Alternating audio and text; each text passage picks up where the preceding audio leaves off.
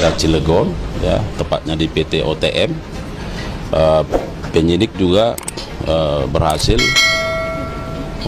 menyita setidaknya 95 bundel berupa dokumen yang terkait dengan berbagai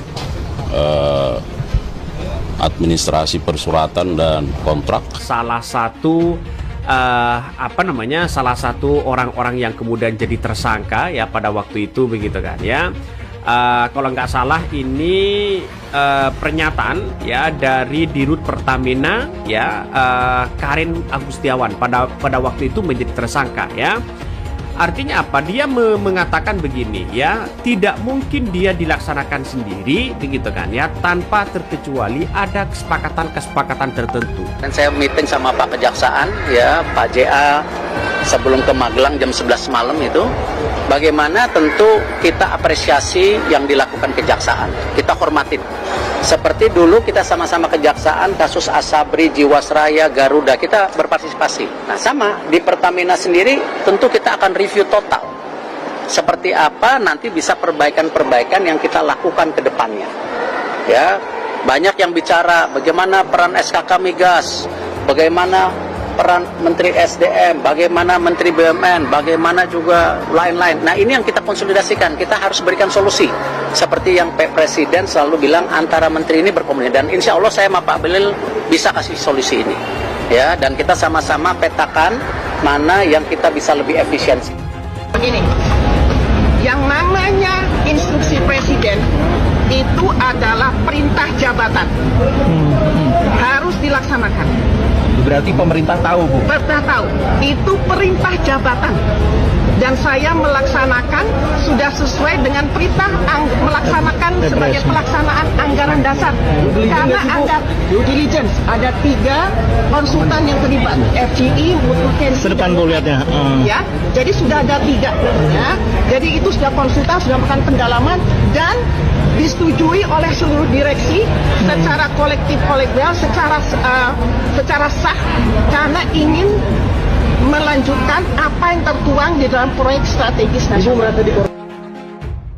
Modus korupsi Pertamina yang mengoplos RON 90 Pertalite menjadi RON 92 Pertamax terungkap oleh Kejaksaan Agung Kejagung, negara rugi Rp 193,7 triliun.